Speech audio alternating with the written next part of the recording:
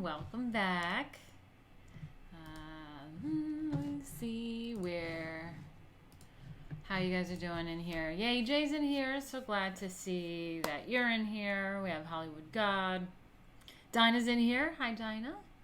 Nice to see you. Oh, and man, we started off fantastic.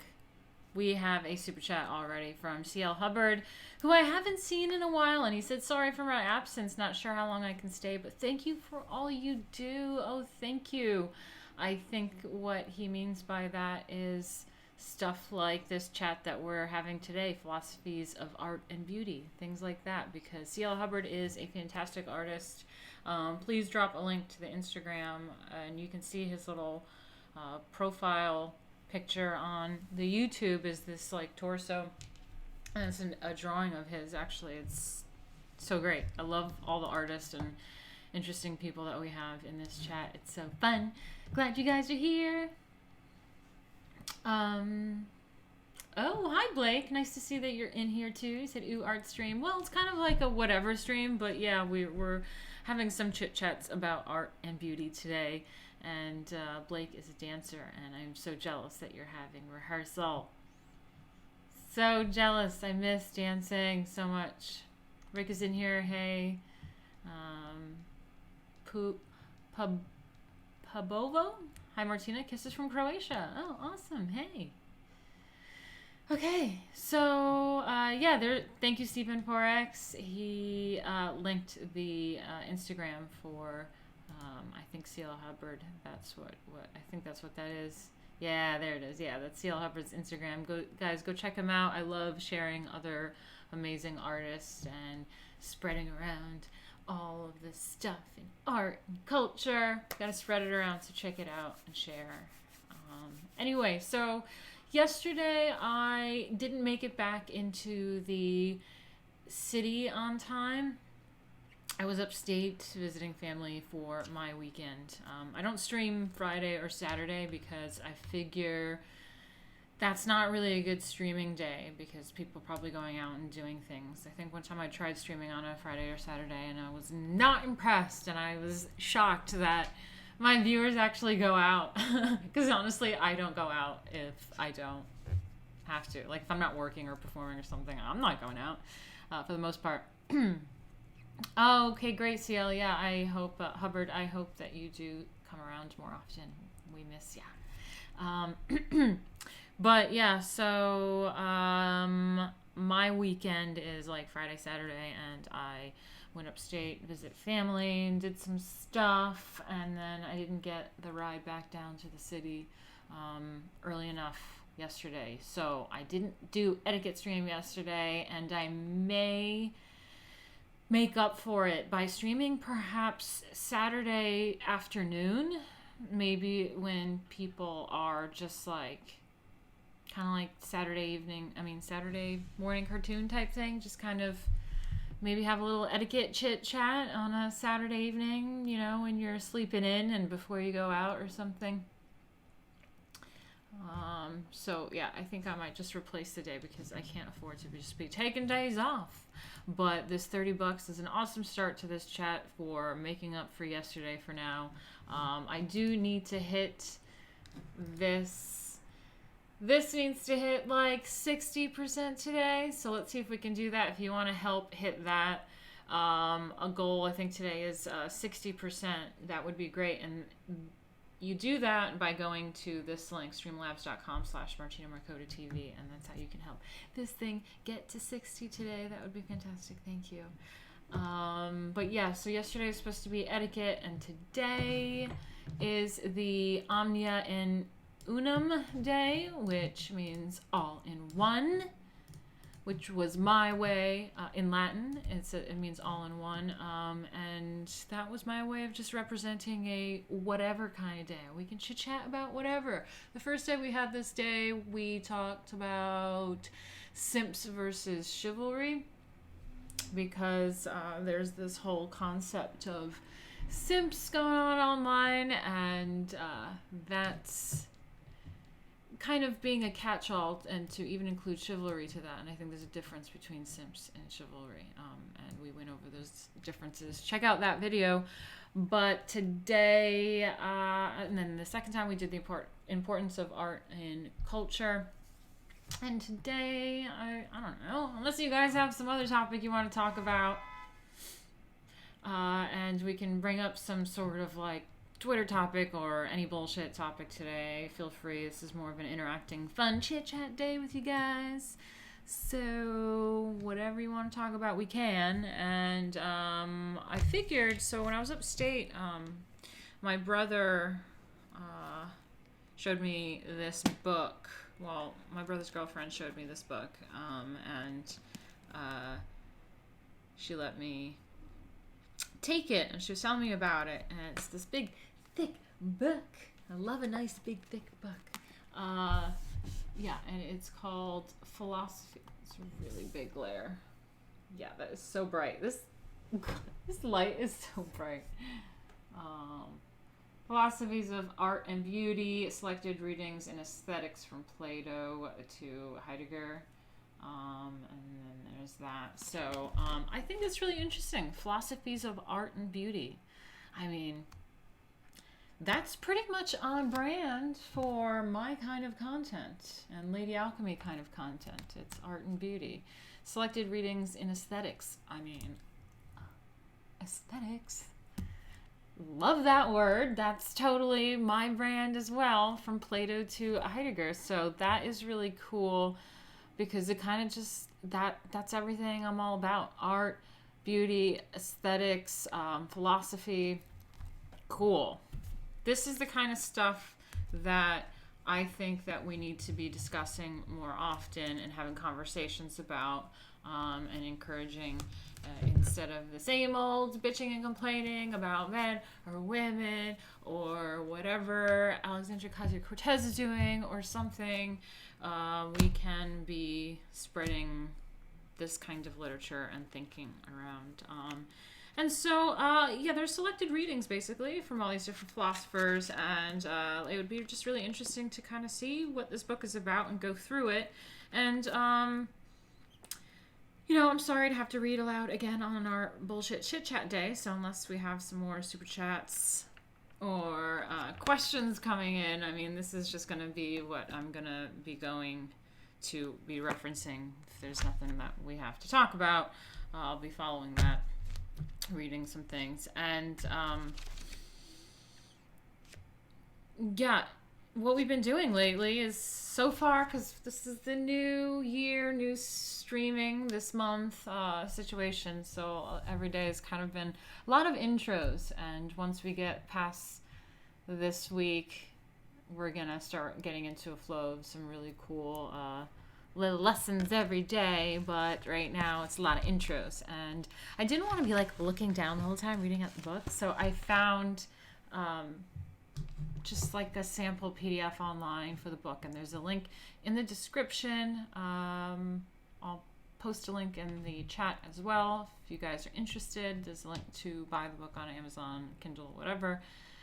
And I'm going to look at the sample PDF that they have, and there's a little patchy, but that's okay. I'll read as much as I can so that at least I'm facing up, and you'll see what I'm talking about. There's little missing patches because it's kind of a sample. And I'll look down, and hopefully it's verbatim the printed book and the PDF that they have online, and I can just look down and fill in the blanks. And I mean, look at how thick this book is. And I just want to go over the intro a little bit, and it's not a copyright issue, I don't think, because, I mean, look at this book. There's so much going on in it. I just kind of want to see what they have in the intro and how to start this conversation about philosophies of art and beauty, and see kind of what the precursor is to kind of digging into these philosophers. So I think it's okay. We'll go over that intro. I want to see what they're saying. Let me see what you guys are saying now. Shall we? Shall we? Let me catch back up with you guys. I am ready to learn, says Hollywood God. Ethan Kropp said, I've been looking at the artwork of Ivan Konstantinovich Ainzovsky. Sounds very Russian recently. He does amazing seascapes. That's really cool. Oh, I love that. I love Turner seascapes. Those are really beautiful. Might want to try to do paintings like that. Just like kind of blurry, beautiful landscape kind of stuff, like Hudson Valley things.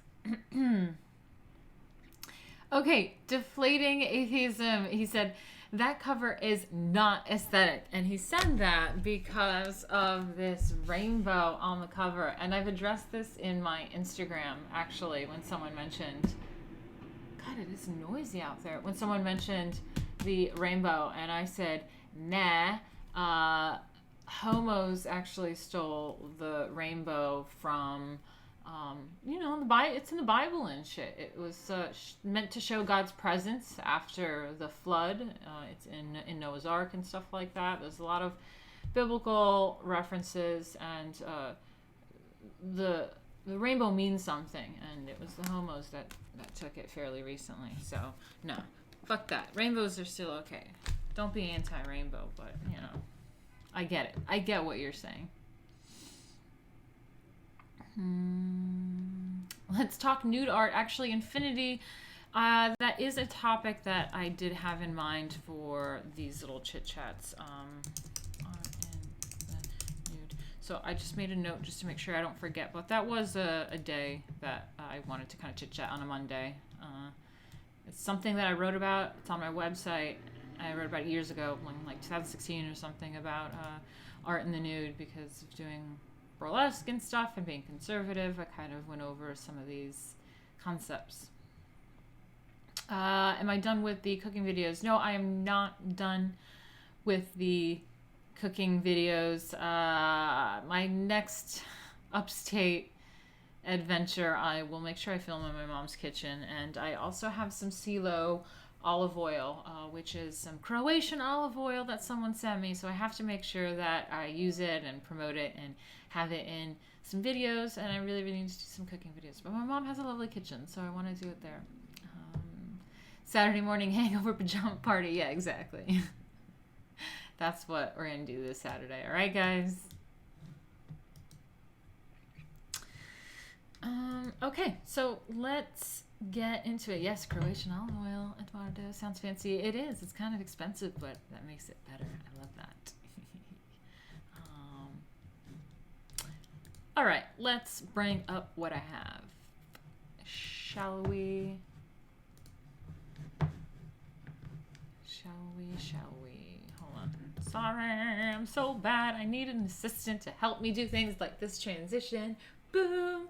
Yeah, so here is the book we are working with today, Philosophies of Art and Beauty.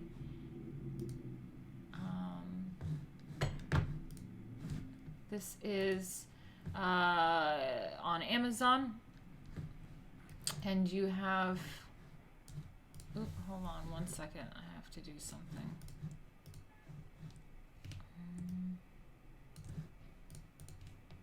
There we go. If you're interested in this book, the link to the Amazon is in the description. Beep. Yes. Hold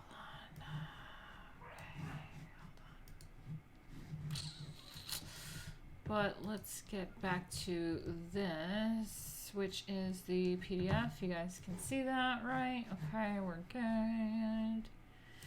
I'm saying that right too, right? Heidegger? I think that's what I've heard. That's how you say it. Let me know if I'm wrong. Don't know everything, not saying I do.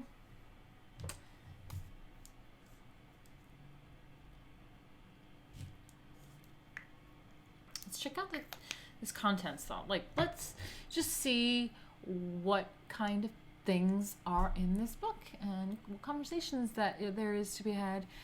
So there's the introduction, and then they have Plato. Okay, there's Plato, Aristotle. How do you say this?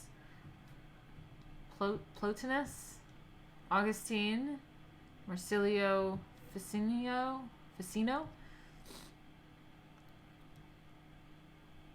Shaftesbury, okay, Immanuel Kant, Frederick Wilhelm Joseph von Schelling, Hegel, Schopenhauer, Nietzsche. How do you say that? How do you say this? Croc? Selections from Aesthetics. Oh, I love that. John Dewey. Why do I know that name? John Dewey. Selections from Art as Experience. Martin Heidegger. The Origin of the Work of Art. Let's see some of these. Philosophy of Fine Art.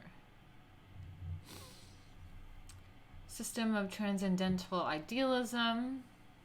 Critique of Judgment.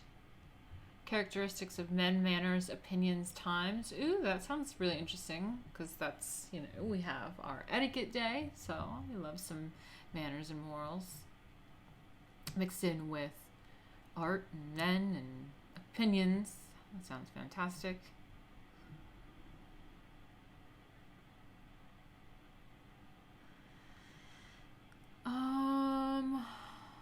Beauty, on the intellectual beauty.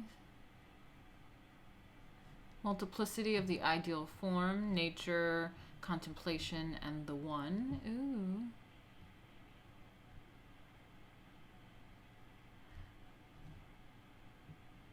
Metaphysics, rhetoric. imitative art of poetry, rhetoric, selections from politics, theory of music, okay. Standard of artistic goodness, that's interesting. Selections from Nicomachean ethics, art, selections from parts of animals, physics, and metaphysics. Sorry, I'm doing this backwards. I kind of do this. I do that. I'm a bit weird. I do things backwards a lot of times. I look at books kind of backwards sometimes. Like magazines. I look at magazines backwards. It's like a thing I do. The Love of Beauty from Symposium, Artistic Inspiration, Imitative Art, Sophist Laws from the Republic, the Arts and Measure selections from Statesman. Cool. Cool. Alright, so this is what I'm talking about. See how there's these just like empty squares going on? And they do it like more and more as you go through. But let me see if the book that I have is like exactly the same thing that's on here.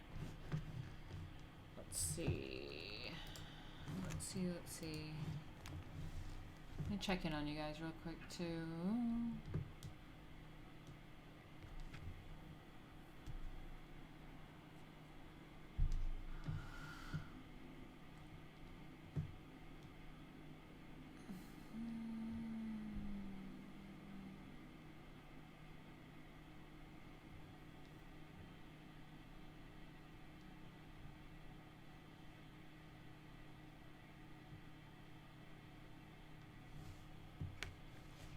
Alright, I'm just checking on you. Cool. You guys are having a chit-chat about art. I absolutely love that. So I'm going to check and see if the book that I have matches with this. Okay. Yeah, it looks like it does. Let's see what we have here. Consulting, the names. Got it. Okay.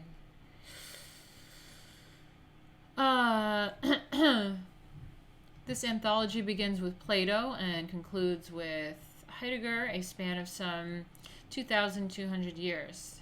That it should begin with the most notorious inquiry into arts of the classical world and end with a well-known contemporary existentialist would suggest that all of Western thought on art and beauty is included here.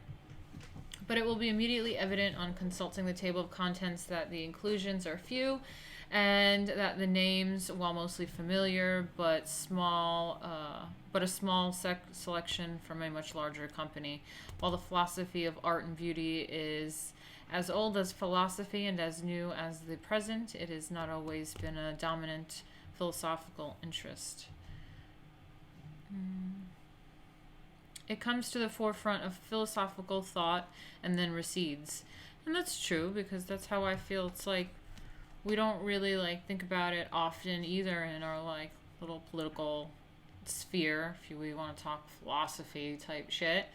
It's not a conversation often. I think the only person that was dealing with it was Roger Scruton, and he recently died, R.I.P. So it comes in time to time, and that's what they're saying. It comes and then it recedes. But it is my mainstay. That is my beat, as you would call it in the media, I guess, in journalism.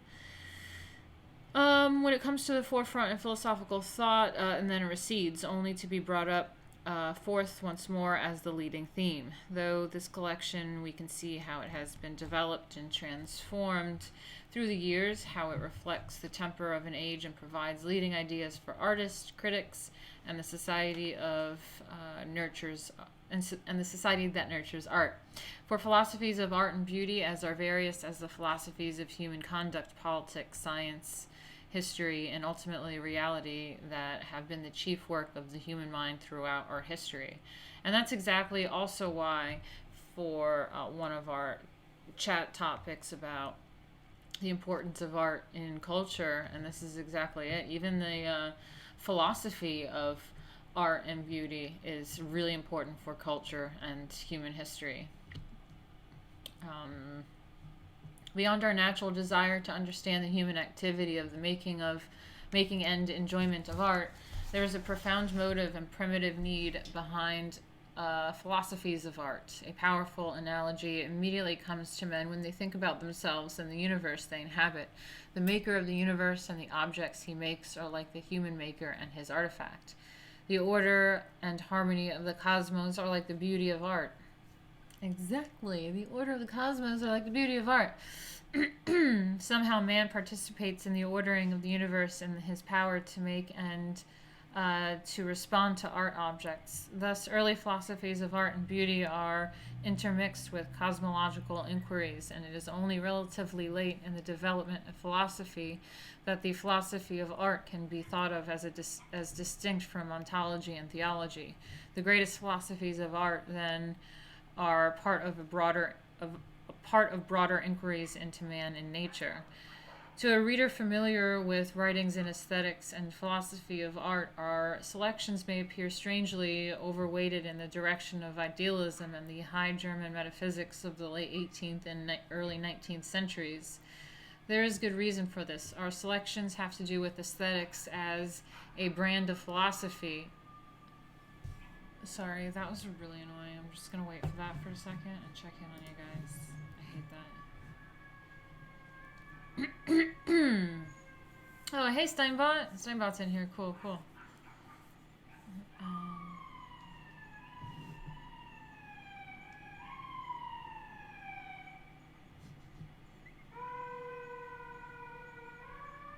So many noises, dear Lord.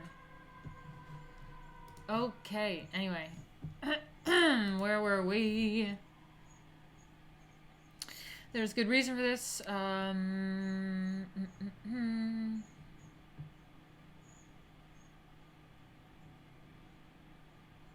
Okay, so there's a good reason for this. Our selections have to do with aesthetics as a branch of philosophy, not with criticism or the principles of criticism.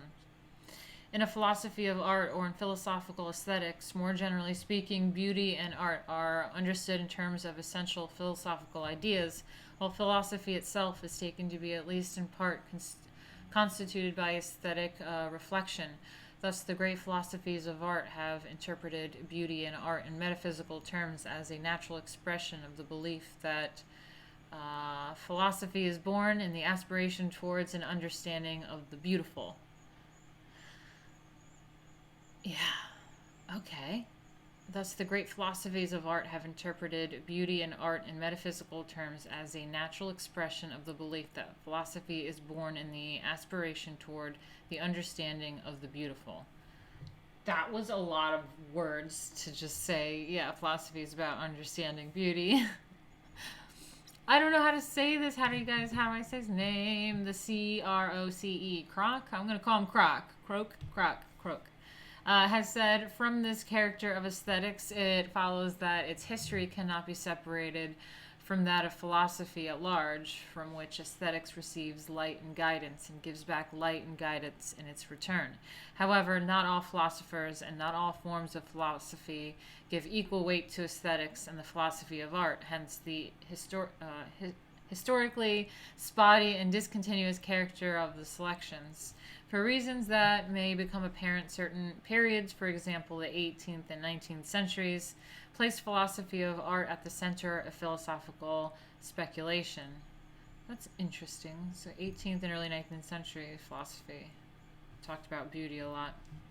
The interest in philosophy of beauty and art goes back to the very beginning of philosophy in Greece, because of the tendency in classical Greek thought to interpret reality in terms drawn from life and human purposes. The genesis of objects through human or divine agents, as well as through natural process, receives close attention. The metaphysical categories of both Plato and Aristotle were anchored in the realm of social reality, but let me see where I am. Oh, no, not there.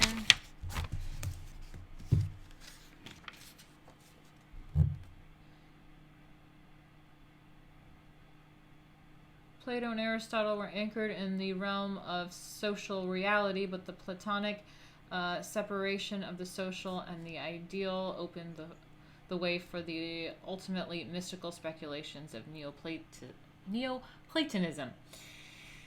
There, too, the concept of beauty, as well as the associated concept of art, was the first importance. In the philosophy of Plotinus, beauty is given its most exalted, transcendent development, while in Augustine it becomes the property of God's creation. That's the way that I like to view beauty. So let me see what they were saying. In the philosophy of the Plotinus, beauty is given its most exalted, transcendent development, while in Augustine, beauty, it becomes the property of God's creation. Platonian emanations are transformed into God's divine harmonies. That's how I think of it. Yeah. Reality now is found to lie in the domain of mind and mind's ultimate activities and objects. Consequently, since art represents one of the deepest and most characteristic acts of the spiritual, and since beauty represents one of its most deeply desired objects, it is natural to expect aesthetics considerations to play a central role on the thought of these late classical and early medieval philosophers. With the development of medieval philosophy and aesthetics, motivation is undiminished.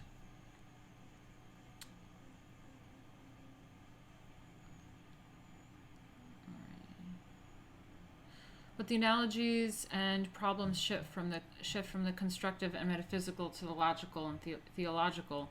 The essential ideas now are concerned with religious problems, and the questions of art becomes subsidiary, i.e., the artistic is chiefly an adornment for the temple of God. The beautiful retains its central position, but no longer in relation to art. Beauty now becomes a sign of God's handiwork. Thus, both the Platonistic mysticism of Bonaventura and the Aristotelian realism of Aquinas are enclosed with the framework of theology. Beauty is the mark or achievement of the well-made, whether it be a universe or a candelabra, and the well-made is an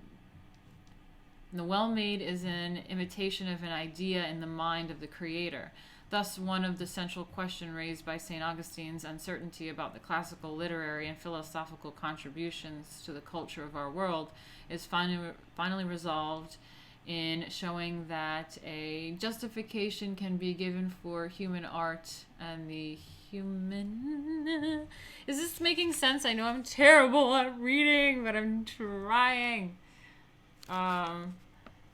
But it's making sense to me because they're talking about how some of these different ones that we're going to go through, how they view beauty and as a creation of God.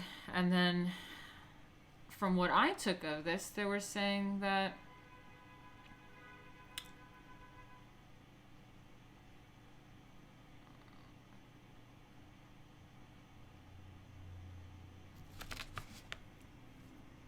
the essential ideas are now concerned with religious problems, and the questions of art become subsidiary, i.e., the artistic chiefly an adornment for the temple of God, and the beautiful retains its central position, but no longer in relation to art. Beauty now becomes a sign of God's handiwork. Thus, both the Platonistic mysticism and the Aristotelian realism and the Aquinas are enclosed within the framework of theology. Beauty is the mark or achievement of the well-made, whether it be a universe or candelabra, and the well-made is an imitation of an idea in the mind of the creator. Thus, one of the central questions raised by St. Augustine's uncertainty about the classical, literary, and philosophical contributions to the culture of our world is finally resolved in showing that a justification can be given for human art and the human longing for the beautiful.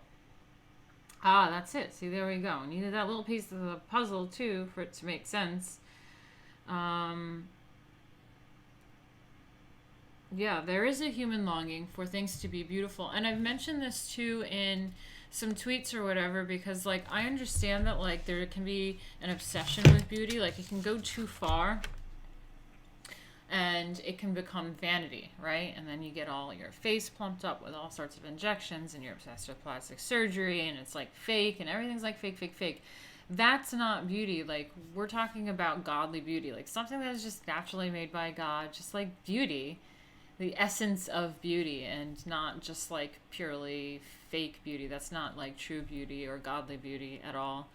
And it can go into like vanity, and it's the same thing with being healthy and like working out and stuff like that. Like, you can, I think it's really good to admire working out and the routine, the discipline, and the benefits of your body and your mind when you do that. But there can be a point of working out where it's too much and it's about vanity, and you're taking injections and hormones or whatever, and those male selfies in the mirror, the gym and stuff, like, it can become vanity, and that's away from godliness. So there's like, when we talk about this stuff, it's like, I feel like people need to understand the distinction between like vanity and like godly beauty. That when we speak of beauty, what we mean by beauty is not the like vanity beauty.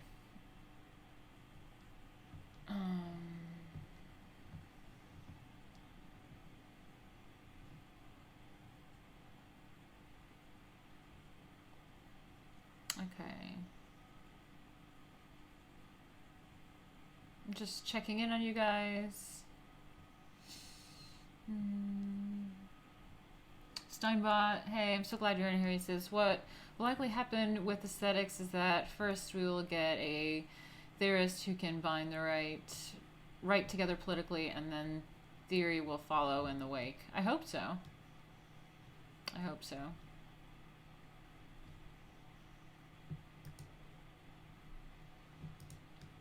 Anyway, let's continue on and see what is going on here. Yeah, so, God, this makeup makes my nose run every time. I think I'm allergic to makeup.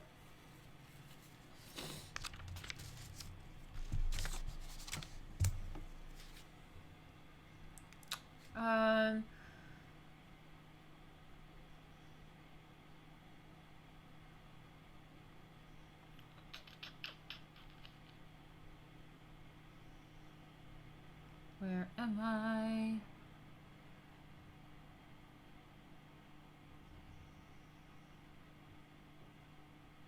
Okay, so a justification can be given for human art and the human longing for the beautiful. That the answer was not always so reasonably given is shockingly demonstrated in the iconoclastic controversy. But in the West, we have well learned the answer Aquinas worked out. All that man creates as art is valuable as long as it symbolizes truth. But truth can be gained through what pleases in sight, because the beautiful inspires love, and the aspiration of love is, if guided by faith, towards the truth. Wow, okay. Did we get that?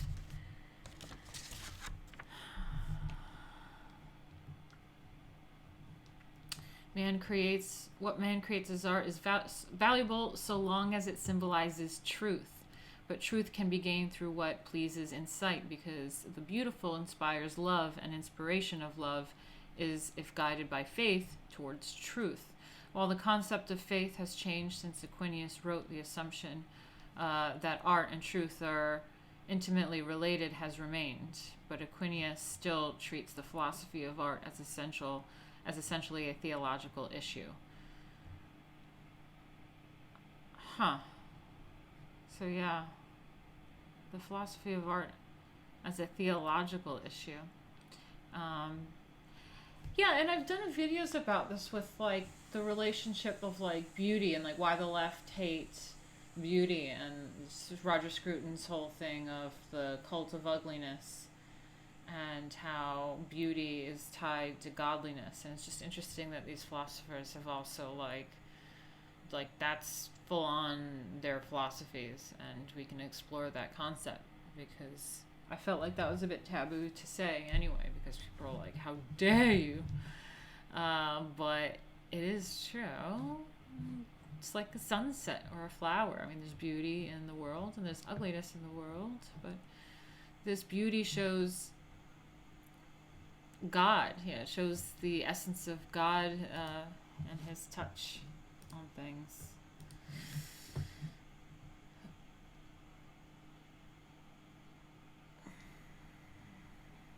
It will be up It'll be up to us to rebuild these institutions from the ruins. Yeah, I agree.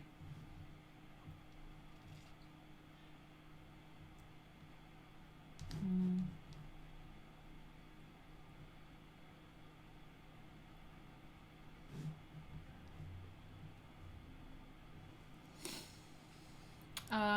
Wing IT Productions. My art gets minuscule attention online as opposed to the days of the analog world. It leaves me feeling inadequate and alone. Even people I actually know ignore my art. It hurts. I'm so sorry about that, but welcome to this crew. We're all pretty artsy crew and have a lot of fun, and we support each other. Please share your artwork with us, and trust me, I know how you feel. It I definitely know how you feel. I mean, I've definitely felt praise and glory and about my art, but now it's just turned into tearing that down and ripping it apart, and then even the right not acknowledging it and not paying attention to your shit as far as the culture war goes, and just paying attention to really cringy shit. And I'm just sitting here like, ruined my life, and now no one even cares about the artwork I'm producing anymore. It hurts, and everyone just steals my shit and my aesthetics. Yeah.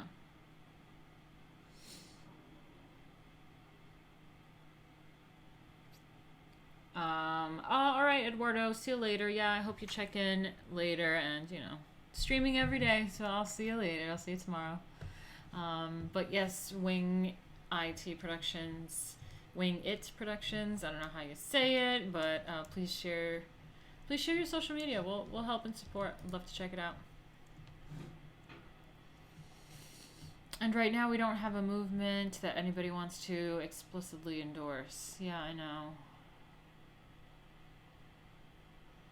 Yeah, that's totally true. Deflating atheism. Any art that rewards attention has to fight an uphill battle in the short attention span world of social media. It's totally true.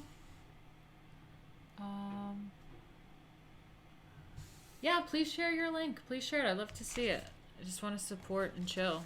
But yeah, I mean, I hate reading this shit out loud. I'm terrible at it. So if you guys want to chit chat about anything, we can continue this conversation. I'm totally cool with that. Just bring it. Let's have this chit chat. In 10 minutes, I'm going to take a break.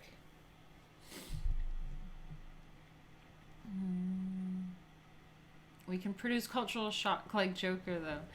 Well, yeah, that's what I want to do for so many years, is just have a collaboration, because, for me, it's like New York City Part 2, Lady Alchemy Part 2, and I'm back in the city. This time I know everyone that hates me already. I know the industry in and out. I am blacklisted, but now I'm maneuvering around people that support me and understand me, respect me, but maybe don't agree with me, but have no problem working with me. So now it's just like Part 2, I'm going in. And part of that is like having a collaboration of people, and also with the magazine, the Metacog stuff, and the TV stuff that I'm working on. I'm curating a bunch of artists, so I would love to see everyone's art. You guys know I'm trying to create an artsy community. We got to get this thing going, and I do my part as much as I can to support everyone else and reach them and grab them, pull them up with me. And I've always expected, and not expected, but I guess I always expected people to do that with me, especially in conservatism. I thought we were all decent, honest, great people and can lift each other up and help each other, and that's not what I've seen at all. It's been mostly tear everyone down and get on that pedestal yourself. But I don't want to, I can't do that, so I want to help and support each other as what I thought the scene was going to be about.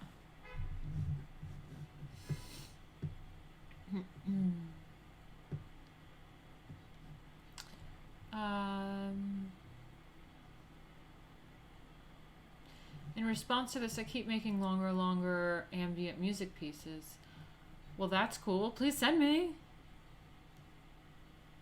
I'm looking extremely extra goth today. Well, thanks.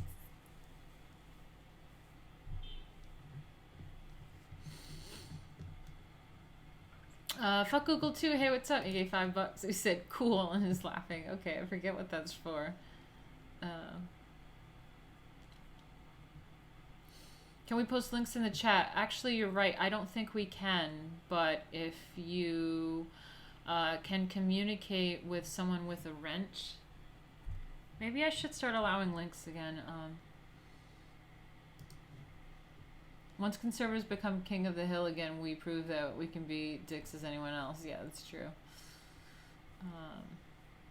Too much disposable music, art, culture now. I know people always say this, but in 20 to 30 years, will we really be playing that crap that's out today and looking back in awe? Meh. Yeah. Even dance things seem to be very shallow as of late.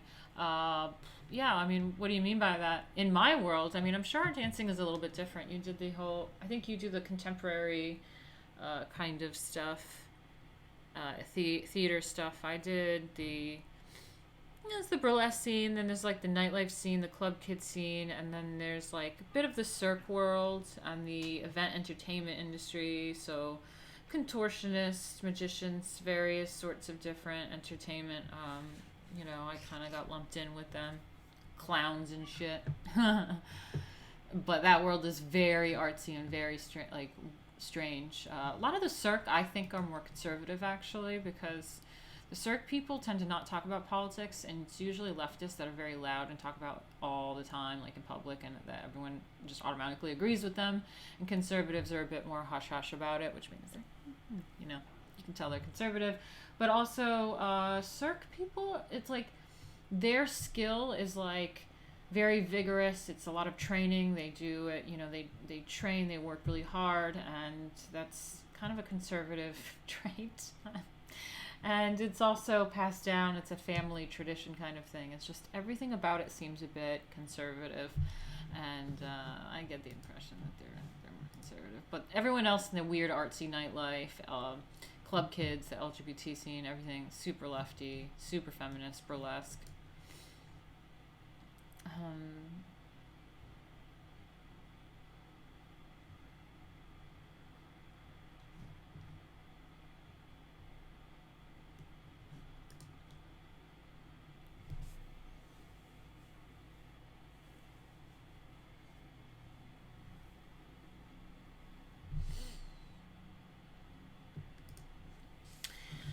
Anyway, let me just browse and see what's happening here with this before I get into a commercial. But they make some good points. I struggle through reading this, but then they make some good points, and it leads us to a good conversation. So let's just push through. Yeah, so like truth. So not only is like beauty associated to godliness, but it's also truth. Anything truth related is like, so I don't know. I get it and I love it and it makes sense to me. The suppression of the philosophy of art and aesthetics for religious, theological ends was lifted only by degrees. The first step towards the readmission of philosophical aesthetics to the central concern of philosophers was taken by the critical theories of the Renaissance. Yay for the Renaissance! Only after the techniques of art making and the standards of decorum were explored, the rules laid down, and the purpose of artists articulated, could philosophers reassert the value of philosophical aesthetics as a way of exploring reality. And undoubtedly, the revitalizing force of Platonic ideas helped to liberate art. The Renaissance sees a revival of Platonistic philosophizing about beauty, which connects this period, specifically in Italy, with the Platonian and Augustinian of a far earlier time. Ficino's translations of the dialogues of Plato and the Enneads of Plotinus did much to make the scholarly world aware of how much Christian theology had deviated from classical philosophy. The aim of art is beauty, and beauty it the aim of art is beauty, and beauty is itself a value of harmonious proportion brought down from the cosmos to art. Beauty, Alberti writes, beauty is a kind of harmony and concord of all the parts to form a whole, which is constructed according to a fixed number and a certain relation and order as symmetry, the highest and most perfect law of nature, demands. But this kind of Neoplatism had really been exhausted as a source for serious philosophical work. A philosophy of art and beauty requires a firm anchor in the energies of the organic realm. It is Shaftesbury in England who first joins traditional Neoplatism to an organic and vitalistic interpretation of reality. Okay, let me see what this says. Hold on.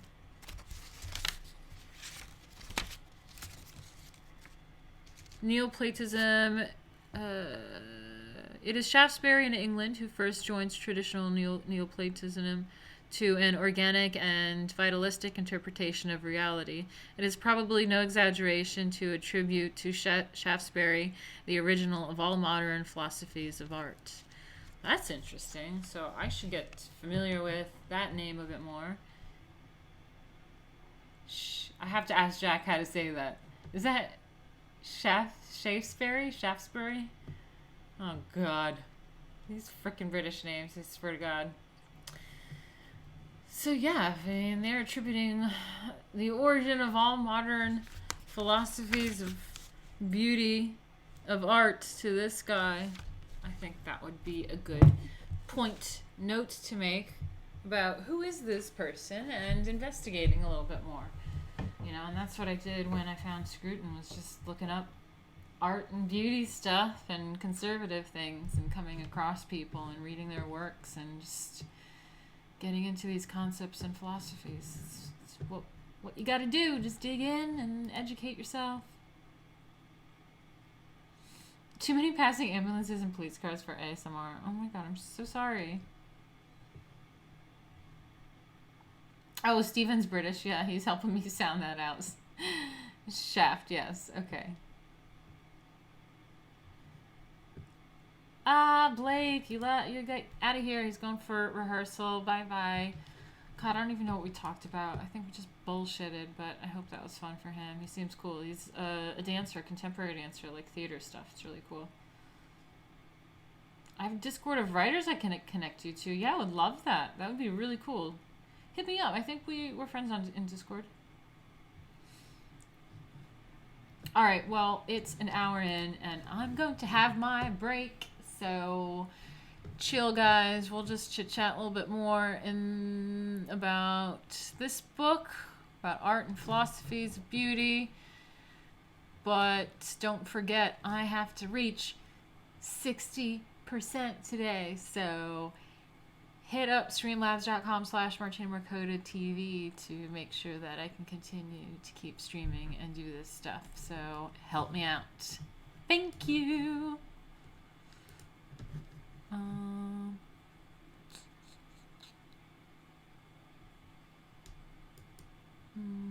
Okay, I'm just looking for a commercial. Sorry.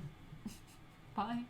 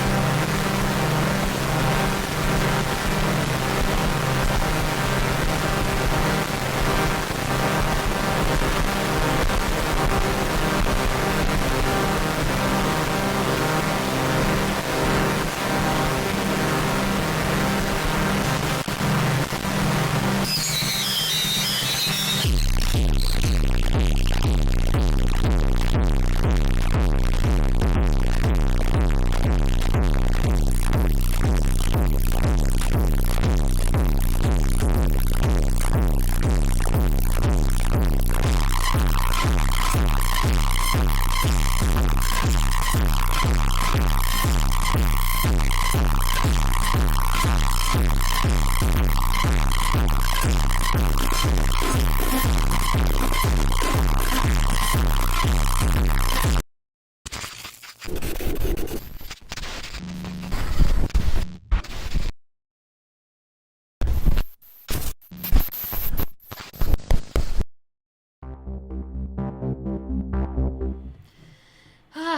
right, back, guys. Back. How you doing? Uh, yeah, chilling. So we're talking about art and beauty. Bringing up this book.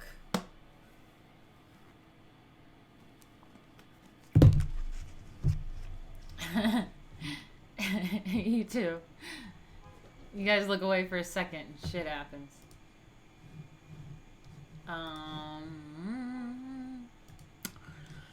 So we're here, and you can see they start adding more of these blank squares, so it makes it more difficult. So I'm going to have to read from the book. But let's see where we're at and what we can discuss. It says the curious historical contingency and the influence of Shaftesbury's work is that it realizes itself in Germany, but not in England. In England, Shaftesbury's sense of beauty or aesthetic sense theory was taken up by Francis Hutchinson, among others, without the philosophical Platonism, and the result is that aesthetics ceases to be a fundamental philosophical discipline for Hutchinson and for the English in general. This dissipation of philosophical aesthetics is most clearly seen in David Hume, who, profoundly influenced by Hutchinson, is able to write only as a critic of criticism, not as a philosopher of art. In England, the interest in aesthetics evolves towards a form of analytical, psychological theorizing about art. The attempt is made to determine lawful connections between the characteristics of aesthetic objects and human psychological dispositions. Consequently, English theorizing, as in the writing of Addison, Hutchinson, Hogarth, Gerald, Burke, Kames, and Allison, leads to a psychology of the aesthetics rather than to a philosophy of art. This development is of special interest to the more recent concern with aesthetic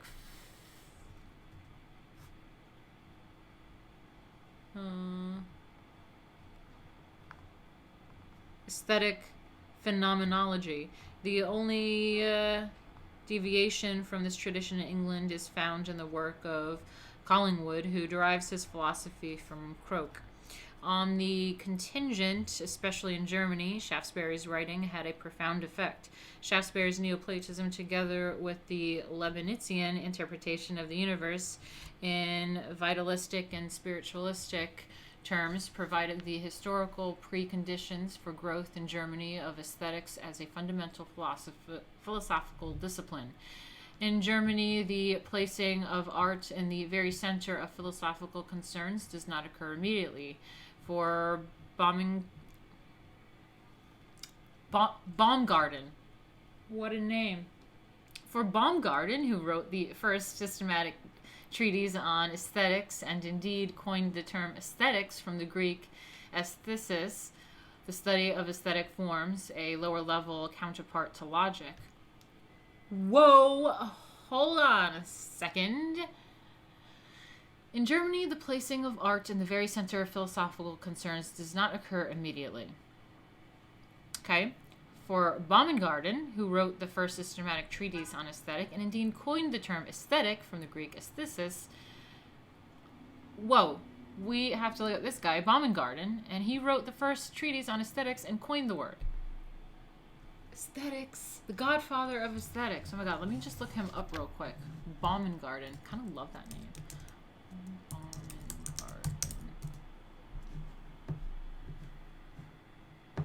Did I spell that wrong? Am I saying this wrong?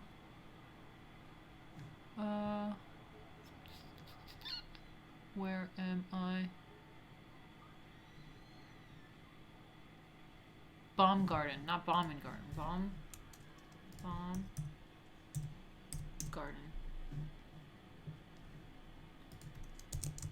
Aesthetics.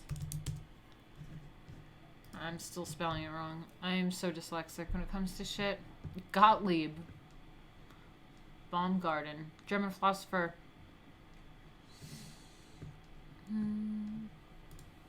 18th century German aesthetics.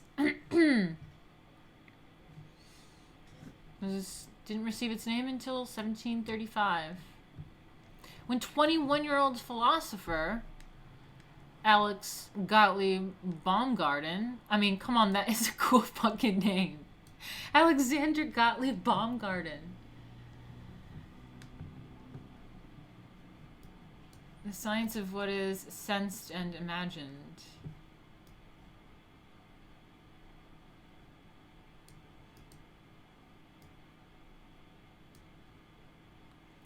But Baumgarten's denomination of the field was an adult baptism without the benefit of the name. Aesthetics had been part of philosophy since Plato attacked the educational value of many forms of the Republic, and Aristotle briefly defended them in his Fragmentary Poetics. In particular, Aristotle defended the arts from Plato's charge that they are cognitively useless, trading in mere images of particulars rather than universal truths, by arguing that it is precisely the arts, or at least poetry, that deliver universal truths in a readily graspable form, unlike, for example, history, which deals merely in particular facts.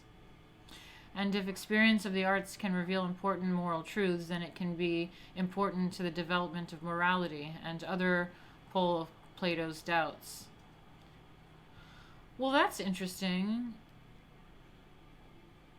So, I mean, I guess there's this debate whether or not, like, art was even important, which is what I've been debating, that it is important for art, history, I mean, culture and society, civilizations. And at one point it's like, oh, it's just mere objects, aesthetics is just like visual things, it's pointless. But then there was this thought of it being actually very important for truth, because without art to express certain truths, history itself is just like mere facts. But like, there's something about art that expresses something like on a more like existential level, and that's why it's important. I may bookmark that. It's actually kind of cool.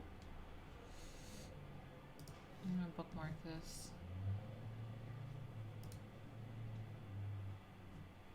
No.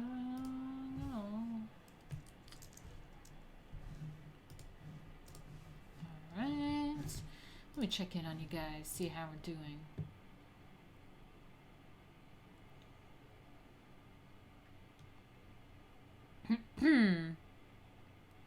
Oh, we have Abel. He gave $5. Hey, what's up, Abel? He said, I'm dating a chick from Rizeka, Hrvatska. Any particular advice? Love your work and follow you. I share your Yugo memes and she appreciates them.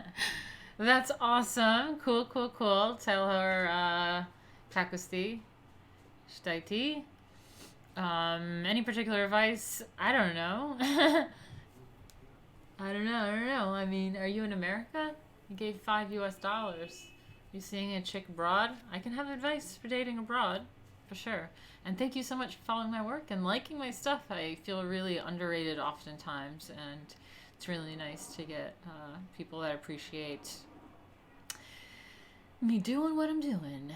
And the memes, I'm glad they make people happy. It really makes me happy. Alright, going back to this. Anyway, so we were looking up this Alexander Baumgarten guy who coined the term aesthetics from the Greek aesthesis, the study of aesthetics from a lower level counterpart to logic, which is really awesome. I love logic because I studied math, and logic is a part of math. It's really interesting. I love it. That's really cool. It is in the writing of Kant that aesthetics first becomes, in a certain way, the central philosophical discipline. In his introduction to the Critique of Judgment, not reproduced here, Kant makes it clear that the aesthetic doctrine of the Critique of Aesthetical Judgment is meant to bridge the gap between and thereby form into a whole. The disparate parts of philosophy, given the critique of pure reason and the critique of practical reason. Aesthetics becomes the bridge uniting theoretical and practical philosophy. While the main drive of Kant's argument is towards the clarification of beauty, genius, judgment, and sublime, the classification of the arts and related problems, there is a recurrent hint that the beauty of nature and the beauty of art are expressive of underlying spiritual reality. It is in our experience of beauty that the congruence of nature and the moral will is realized for us to such an extent that it becomes a meaningful postulate of reason to assert that man as a moral being inhabits a universe compatible with his spiritual longings. I mean, that's some deep shit right there. It is in our experience of beauty that the congruence of nature and the moral will realize. Let me try to do this again. It is in our experience of beauty that the congruence of nature and the moral will is realized for us to such an extent that it becomes a meaningful postulate of reason to assert that man as a moral being inhabits a universe compatible with his spiritual longings.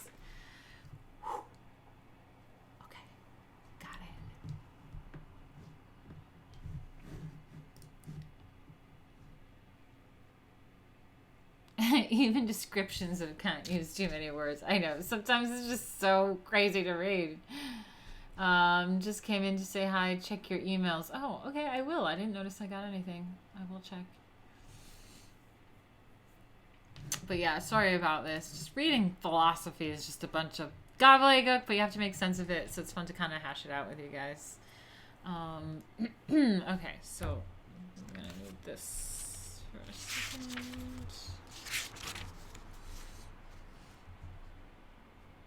This prepares the way for German absolute idealism, in which reality is identified as a mental or spiritual in essence, and in which aesthetics emerges clearly either as a supreme phase of philosophy or as a component of the supreme phase in Schelling's so-called aesthetic idealism. Here, aesthetics is explicitly and exultantly treated as the keystone of the arc of philosophy, and art is viewed as the organon or peculiar instrument of the highest philosophical thinking.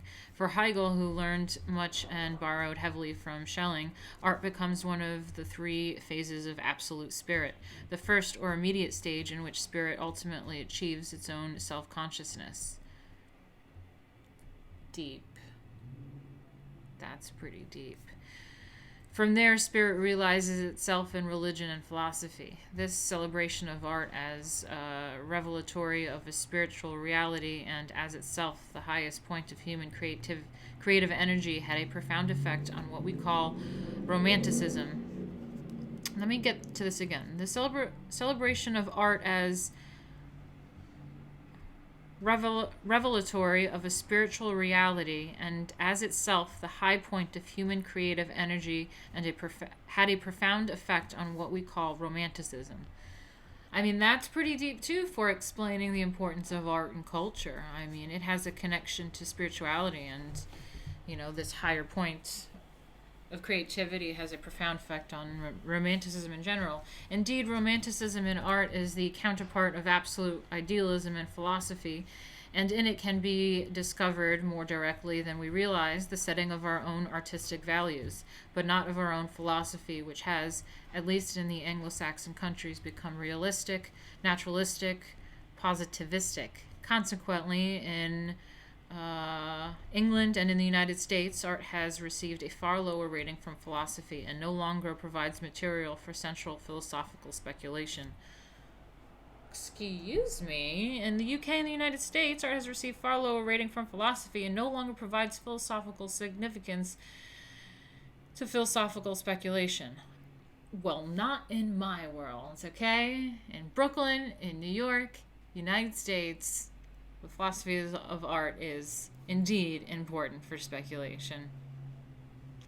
This diminished philosophical significance is due to the fact that naturalism demands that thought about art be subject to the limitations of scientific method and verification. Wow. This diminishing philosophical significance is due to the fact that naturalism demands that thought about art be subjected to the limitations of scientific method and verification. It's like trying to just like do modern science on everything, including philosophical thought on art.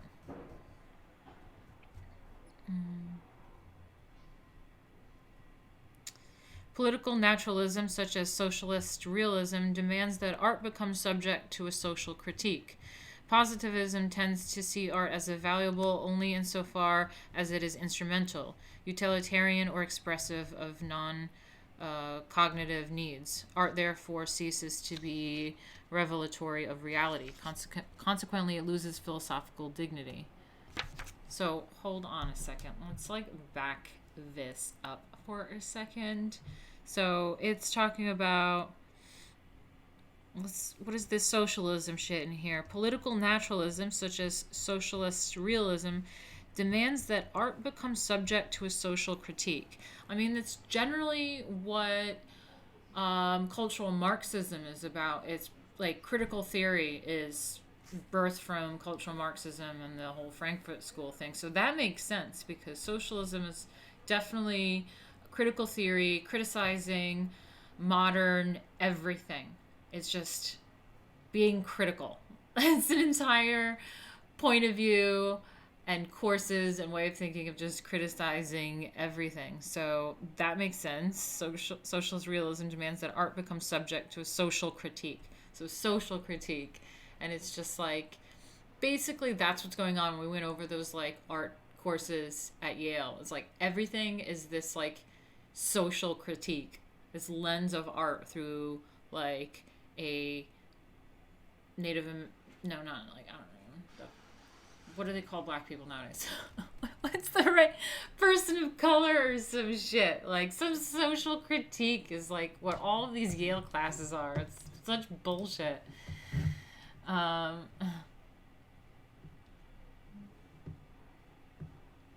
one cares much for art now, that's a fact. Jay. Like, I'm just like, what am I supposed to call him now? Like, I don't know. Try Society of the Spectacle, Guide to Board, to see a reveal of the negative aesthetic of the object, fetishism, commodification of the object. You're writing like these books, man. Fuck. I like to think I'm smart, but then I can't even read this shit. Hey, Perth Comics, what's up? Nice to see you in here. Jay. What do they call black people these days? I don't know. What was I saying? What was I even saying?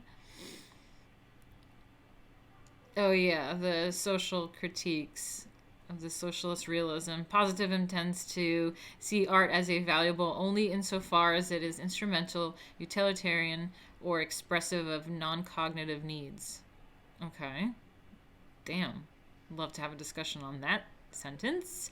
Art therefore ceases to be revelatory of reality. Consequently, it loses philosophical dignity. One form of naturalism, however, that does try to do justice to the claims of the human spirit, philosophically speaking, is that of men like Dewey, Santana, and Whitehead.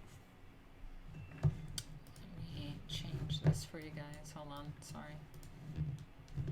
There you go.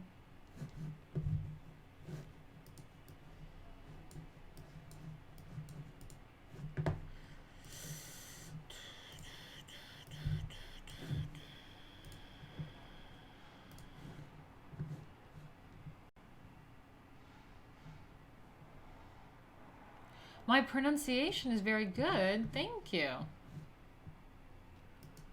I don't know.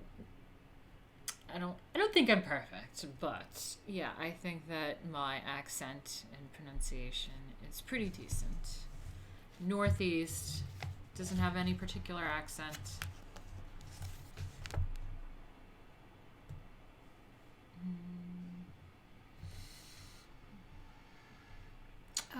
Okay, what were we saying?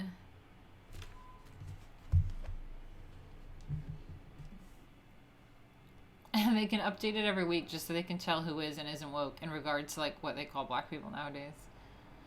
Whitehead indeed. Oh. Okay. I don't know. Guys, don't forget, we gotta get this to 60%. Hopefully today. Thank you. Okay. So, Whitehead. Recent critical naturalism of this kind does not argue, as idealism did, that reality as a whole is ultimately spiritual, but sees art as one of the loftiest strata of the human spirit, which itself stands as the height of reality. Modern naturalism of this kind has thus resuscitated the artistic, given its special philosophical status. There was a later development in German philosophy which also gave a central place to art, namely the voluntarism of Schopenhauer and Nietzsche. What they had to offer was never fully exploited in the United States and England, but it has developed in Germany in the philosophy of life of Dilthey, and more recently in the existentialism of Heidegger. Heidegger? Is that how you say it? Heidegger. For Heidegger, human existence is both the introduction and the key to the study of ontology in general. Consequently, art is, for him, one of the main avenues to the nature of being. Wow, I mean, that's a sentence I kind of want to mark down. Damn. This is some Twitter quotes right here. Where's a pen? Hold on, I gotta get a marker.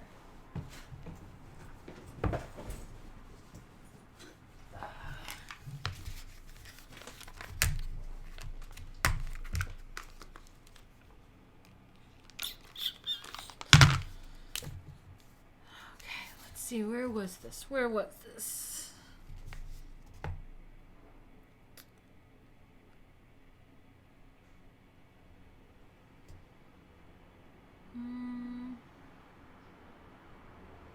Consequently, art is for him one of the main avenues to the nature of being.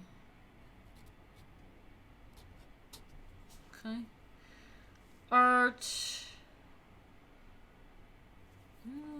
Art is one of the ways in which truth is revealed, a Heideggerian view that parallels Schilling's view into the fact that art is one of the keys to philosophical understanding. I mean, that is all important stuff for why art is important for this culture war.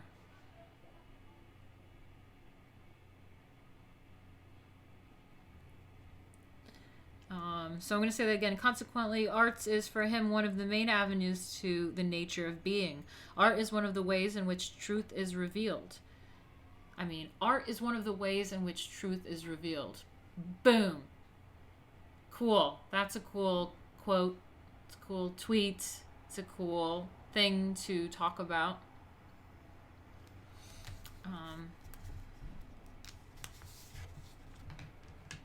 Art was one of the key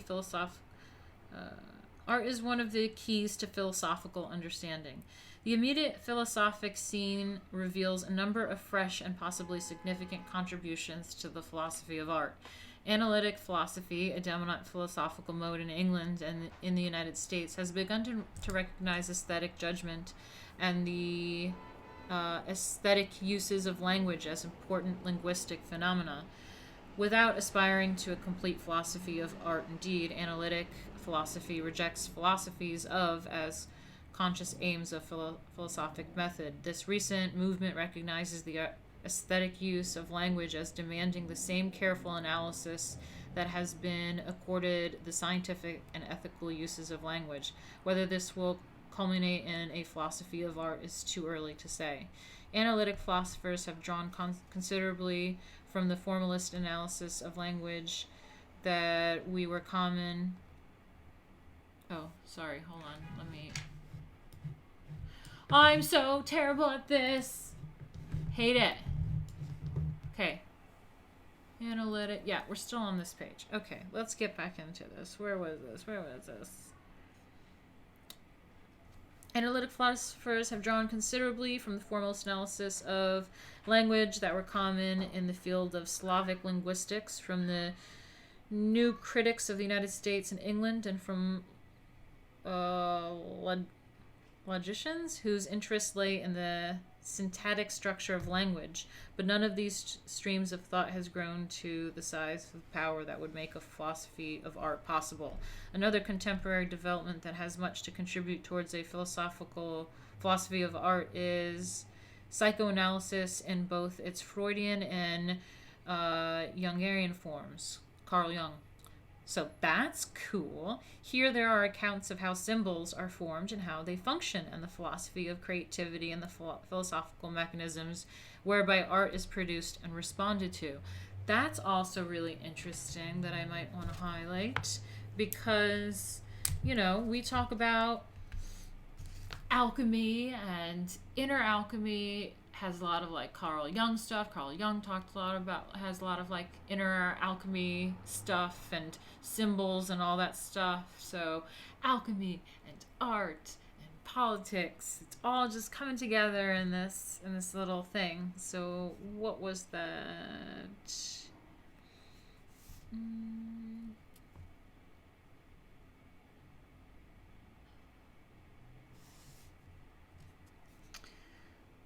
Here there are accounts of how symbols are formed and how they function, of the psychology of creativity and the psychological mechanisms where art is produced and responded to. Philosophy has yet to make use of the rich material that psychoanalysis offers. The psychoanalytic theory of art cannot come into its own philosophically until philosophy fully exploits the psychoanalytic notions of art and artists. Whew, that's a handful to say. It's just like, whoa, hold on. Philosophy has yet to make use of the rich material that psychoanalysis offers. The psychoanalytic theory of art cannot come into its own philosophically until philosophy fully exploits the psychoanalytic notions of art and artists. Oh, oops, here. That's right here. Philosophy has yet to make use of its rich material that psychoanalysis offers. The psychoanalytic theory of art cannot come into its own philosophically until philosophy fully exploits the psychoanalytic notions of art and artists. I mean, whoa.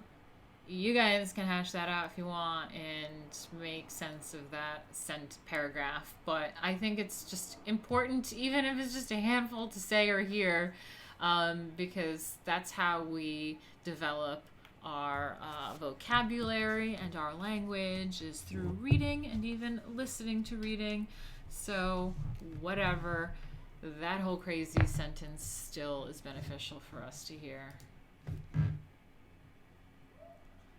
Being an artist is a way of life, a lifestyle, an ethos all on its own. People care about art as entertainment. People are addicted to entertainment. That is true. Plato's theory of art as a representation is still dominant and really hard to get around.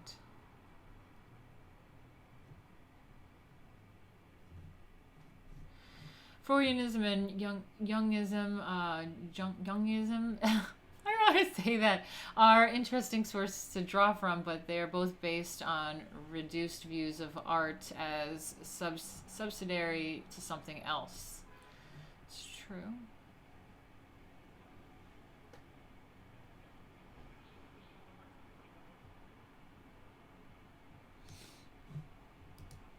I'm big brain boy. Yeah, you guys are big brains in my stream. I love it. I love you guys. Okay, where are we at?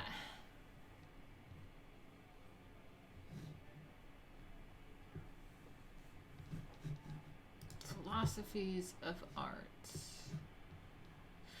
Both analytic philosophy and psychoanalysis fail to consider art in its cultural historical development. Okay. Both analytic philosophy and psychoanalysis fail to consider art in its cultural historic development. For this, we must turn to the academic discipline of art history on one hand, Hey, art history streams. That's what we've been doing in the academic department, the academic discipline of art history on one hand, and the inheritors of the Hegelian tradition on the other. Marxist and socio-economic critiques of art are no longer interested in art as a spiritual manifestation of in Hegel's sense, but they are interested in art as a manifestation of ideology. Wow, so that is super interesting.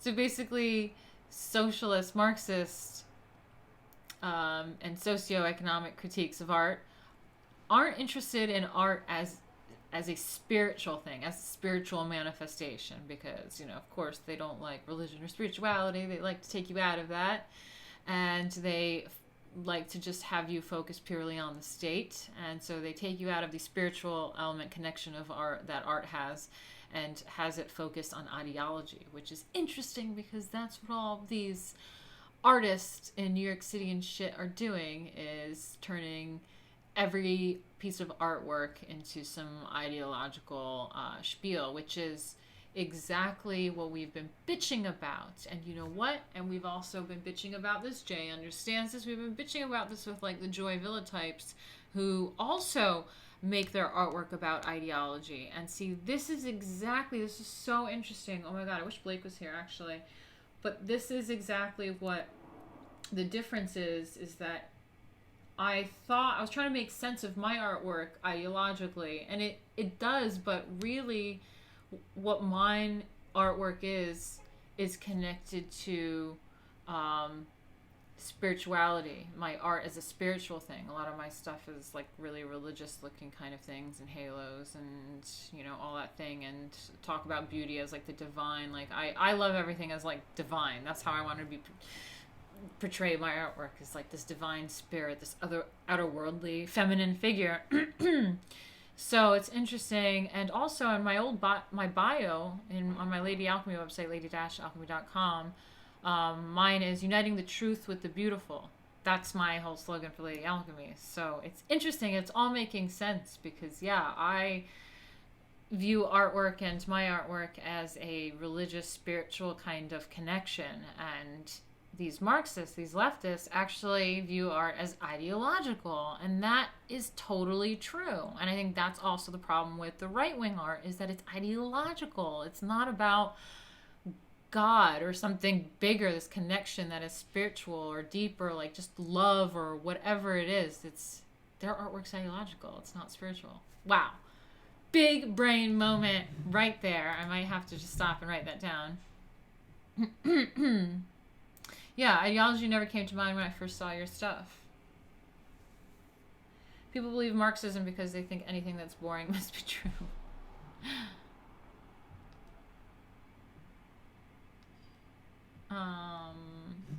Wow. Okay. Hold on. I just want to, again, mark that spot down. That's a really good page. We're getting to some good stuff here. So let me see.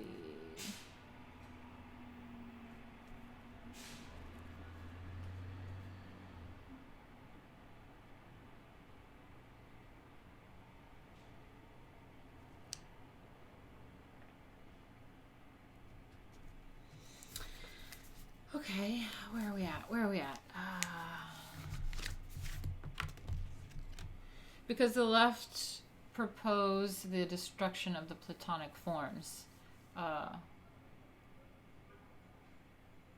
Pomo?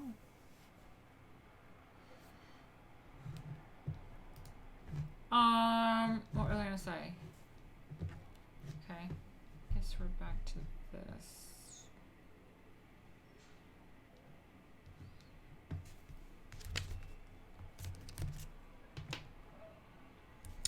Art expresses the dominant class interest of the period in which it is produced. Okay, so in regard to this Marxist stuff, but they are interested in art as a manifestation of ideology. Art expresses the dominant class interest of the period in which it is produced. Marxist analysis of art are therefore directed towards the interpretation of art objects and the molding of art production to accord with the social beliefs of a ruling group. On matters of interpretation, itself a problem of major philosophical import, um, Marx's philosophy of art raises the same question of method raised by the psychoanalytic and the art historical. How is one mode of interpretation to be justified as against another? Here, the discipline of art history, initially uncommitted on matters of principles of interpretation, has a great deal to offer philosophies of art. Art history tries to relate art products to the culture as an expression and manifestation of its fundamental aspirations and interpretations of experience. Yet since Hegel's philosophy of art, there has been little realized in this rich field. Okay, sorry, I'm so bad at this. I'm so sorry. Okay, I'm trying. So art history tries to relate art products to the culture as an expression and manifestation of its fundamental aspirations and interpretations of experience. Okay, yet since Hegel's philosophy of art, there has been little realized in this rich field. Starts have been made by Delphi, Mannerheim, Hegel, Panofsky, etc., but no philosophy of art has yet emerged. Perhaps our age, so eclectic and piecemeal in its approach to problems of cultural interpretation, it is not the one in which to look for a complete philosophical system. In any case, we can today look forward to the renewed efforts to develop a philosophical aesthetics, to use art to throw light on philosophical problems, and to convince philosophy as a way of understanding the nature of art and its place in human life. I like that, yeah, to understand, to use art to throw light on philosophical problems and to conceive philosophy as a way of understanding the nature of art and its place in human life. I like that. I'm gonna copy that as well. Okay, I hope that made any sense to you guys with my reading. I'm so terrible. Still life of feet. Nudes are art, yes. Feet pics are Perth comics. You would have an A art history if I was your teacher. Yeah. The female body is art. Yep, I agree. I've talked about that as well in my little thingies. So that was the introduction. So that was probably going to be the most, well, I was going to say this is probably going to be the most boring part, but we're probably going to read into some like really old school like Plato shit, and it's going to be full of like fancy words, and I have to like stop and think and discuss this stuff. But yeah. I think that'll be fun to start with next time. Let's see where we're at with you guys. All right, I'm an hour and 40 minutes in. So, 20 minutes to go. Guys, I need to reach 60% today. Please help and donate by going to streamlabs.com/Martina Markota TV. And it keeps me going. Do this for you guys. Trying to provide good content. That's all. But yeah, let's see what we can go over tomorrow. So let's start with not tomorrow. Next week. So Plato. Oh wow. Okay. Let's read into it a little bit. Actually, Plato, the greatest literary artist among philosophers, is the founder of philosophical aesthetics. Ooh, the founder of philosophical aesthetics. I like that. In his dialogues, the central problem of philosophy of art are set out, explored, and resolved according to a metaphysics that has had the most profound influence on Western thought. Wow. Plato's writings are not systematic, and there is much in them that is tentative and suggestive, yet they are full of wonderful insights, and when taken as a whole, a clear philosophy of beauty and art emerges from them. Okay. The selections here emphasize 4 themes. 1, generic idea of art. Techne, I think they're saying technique, whose principle is measure. 2, special concept of imitative art, mimesis, its aim and its deficiencies. 3, the concept of poetic inspiration, enthusiasm, or madness, or mania as a necessary condition for poetic creativity. Oh my god, it's so funny. As an artist, the concept of poetic inspiration, enthusiasm, or madness, or mania as a necessary condition for poetic creativity. I kind of get that. The concept of erotic madness and its connection with the vision of beauty. The extent to which these themes can be integrated is a conclusion to the reader must draw for himself.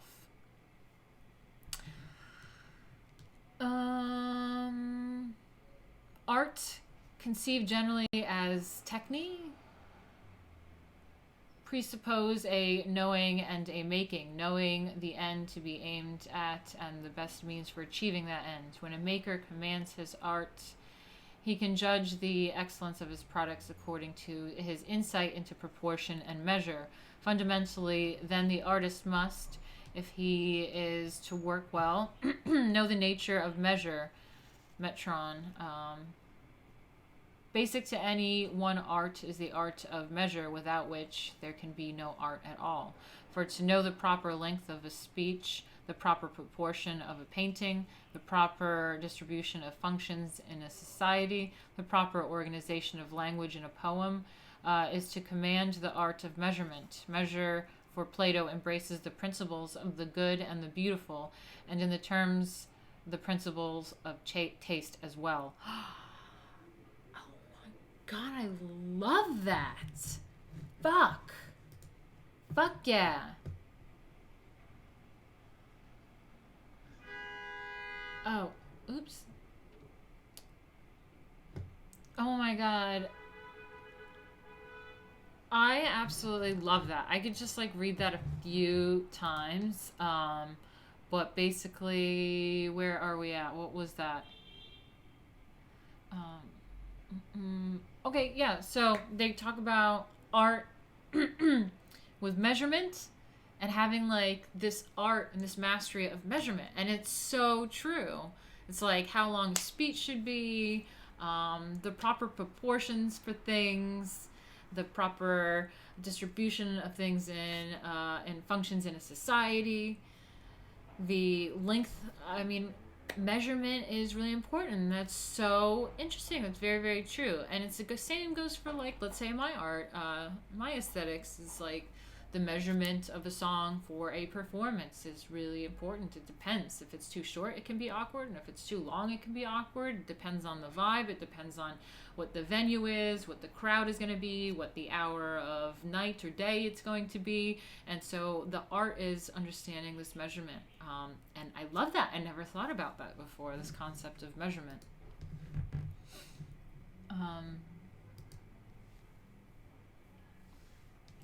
Yeah, that's interesting. I love it.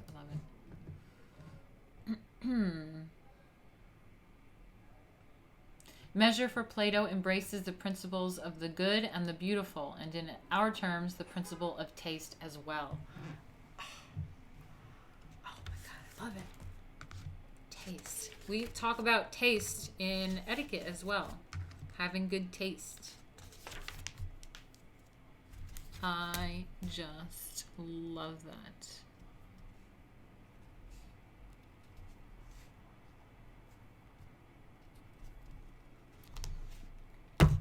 Ah, no! No, I just ruined my marker. I was trying to put the cap on it and slam it down, and then I just slammed the tip of the marker down. No! I have a whole packet of colors, of markers to match. I ruined my marker.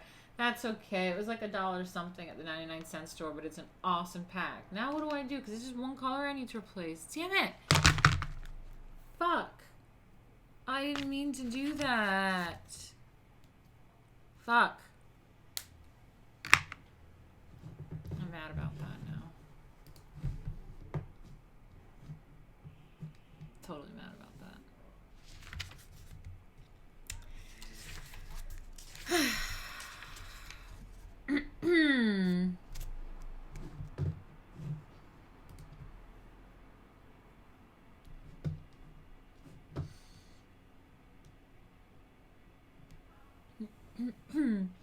Among the arts, the highest is that of the divine maker, the demiurgos, who composed the universe as the imitation of ideas or unchanging forms. Like him, the statesman, most exalted of human makers, investigates the human,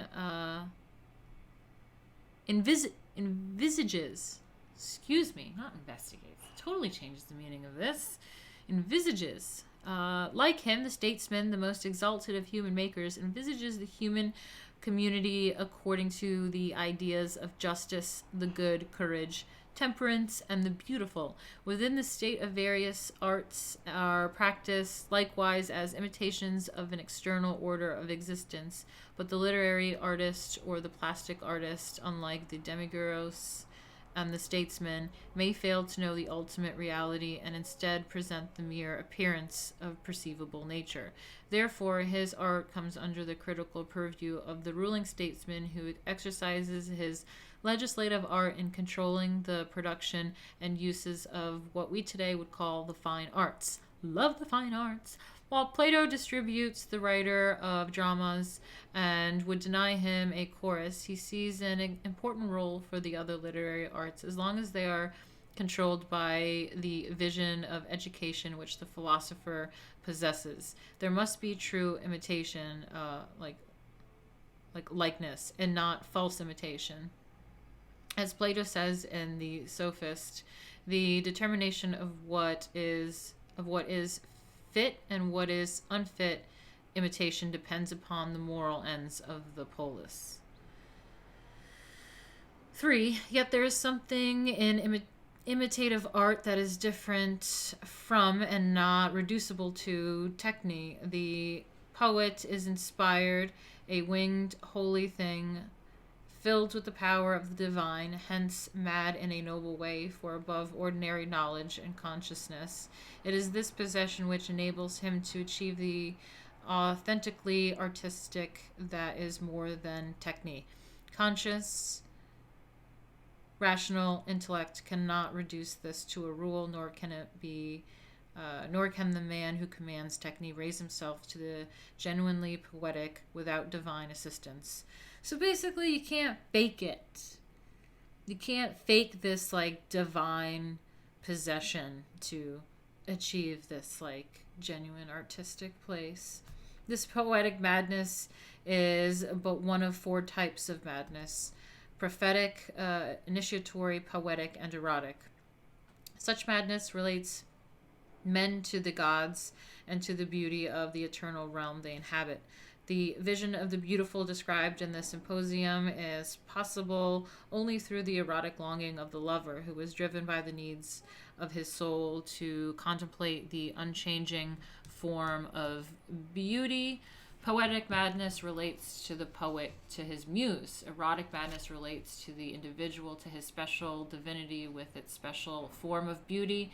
But there is also, Plato implies by his picture of Socrates, a philosophic madness without which the philosopher could never produce his special kind of imitation, the city of his visions, representative in the Republic. In short, all mankind is kind of imitation. All that the gods or men may create is the representation of a vision of a material medium. Only the man who understands the fundamental principle of measure can judge which imitation... Oops. I fucked that up.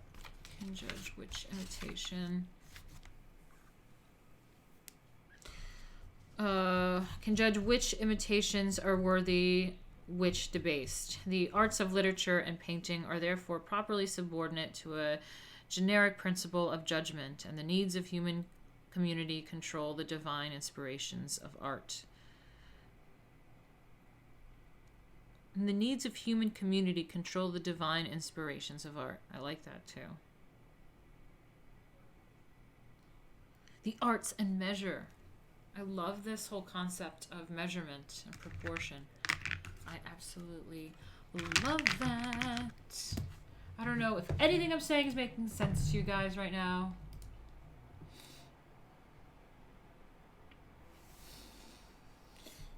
Fuck. I slouch way too much. I gotta not slouch so much. It feels good. Alright, what are you guys up to? Were you paying attention to that? Did any of that make sense? The arts and measure. A fundamental principle which defines art is measure, by which Plato means the determination of appropriate relationships through knowledge of proportion and of the mean. Oh, we got like math in there, proportions. Oh my god, I love this so much. I never thought about measure as an art form.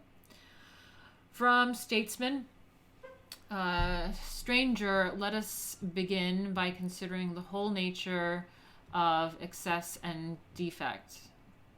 Oh god, now I'm going to have to read this shit. This is going to be difficult for me to read. I might want to do this on the next stream. I might want to get into this next stream because I'm going to have to repeat myself multiple times. Maybe I should actually even read it before I attempt to like cold read this. Oh god. A fundamental principle which defines art is measure, by which Plato means the determination of appropriate relationships through knowledge of proportion and of the mean. Love that. I love that so much.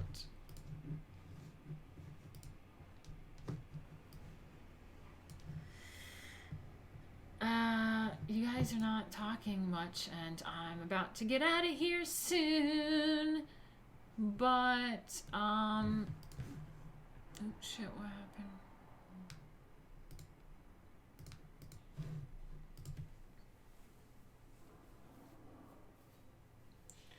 Yeah, I'm getting out of here in a few minutes, guys, but also 60%, wait, which way? 60%. Oh, my neck. Gotta get to 60%.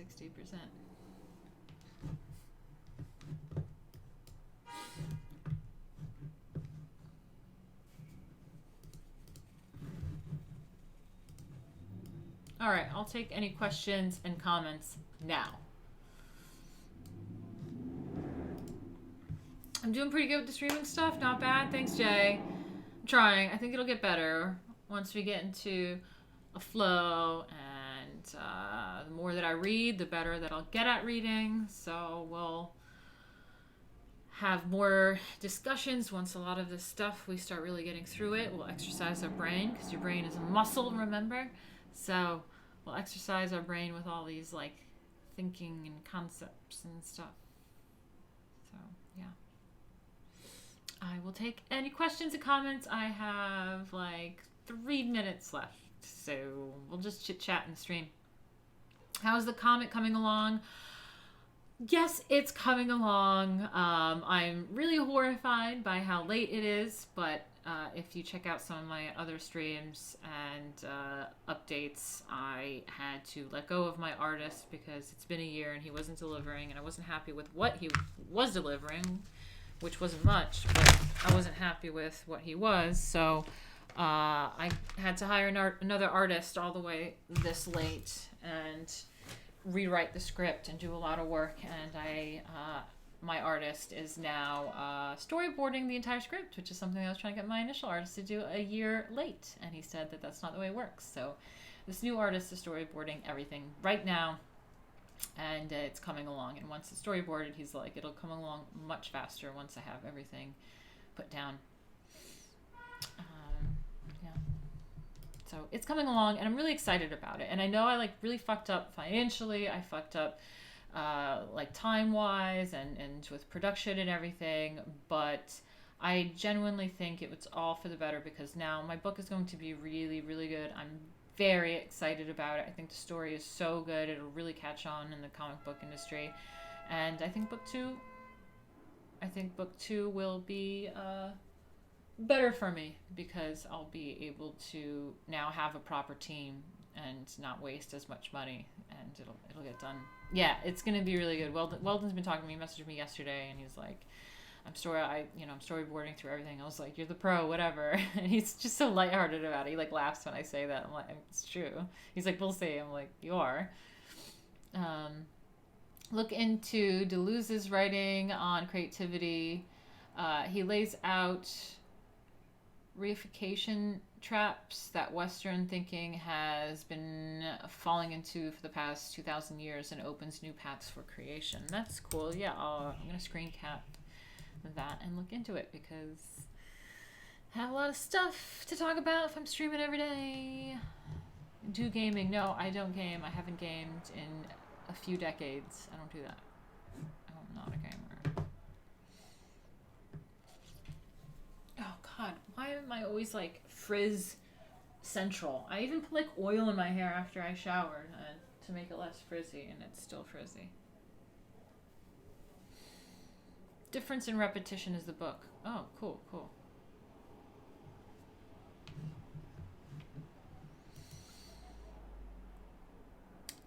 So yeah, today's chit chat, bullshit. What's tomorrow? Tuesday? Yeah, art stream tomorrow. So we're gonna get into the ancient civilizations. My hair looks better for his things. Hey Rob, Mystery Rob's in the house. Rob, I'm just about to get out of here, but he says, Martina, we still need to do our stream on that photo we took of the strange stand of oddities at the Strawberry Festival. Oh yeah, I do remember that. Yeah. Do you remember that? I love oddities. Love it. I love it. In Manhattan, there's a place called Mantiques. It's like Man Antiques, and it's really fucking cool. Anyway, I'm out of here, guys. Tomorrow is art stream, and join me. Join me.